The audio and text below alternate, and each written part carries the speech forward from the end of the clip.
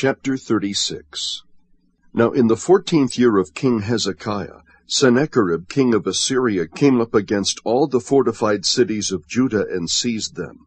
And the king of Assyria sent Rabshakeh from Lachish to Jerusalem to King Hezekiah with a large army, and he stood by the conduit of the upper pool on the highway of the fuller's field.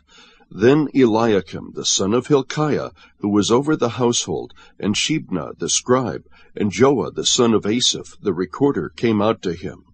And Rabshakeh said to them, Say now to Hezekiah, Thus says the great king, the king of Assyria, What is this confidence that you have?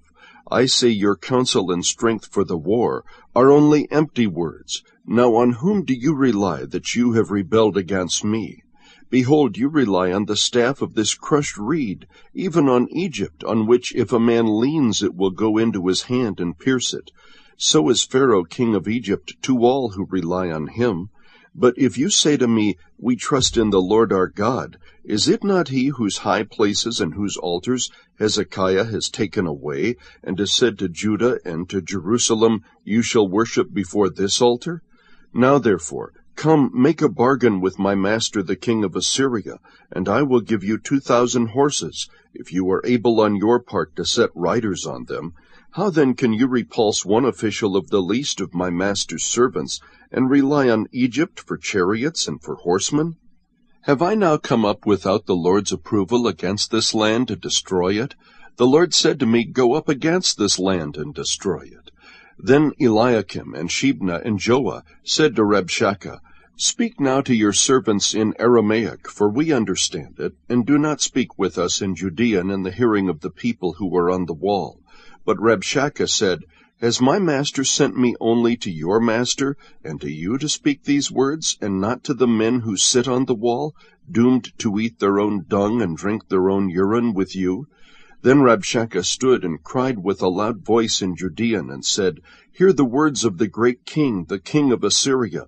Thus says the king, Do not let Hezekiah deceive you, for he will not be able to deliver you, nor let Hezekiah make you trust in the Lord, saying, The Lord will surely deliver us.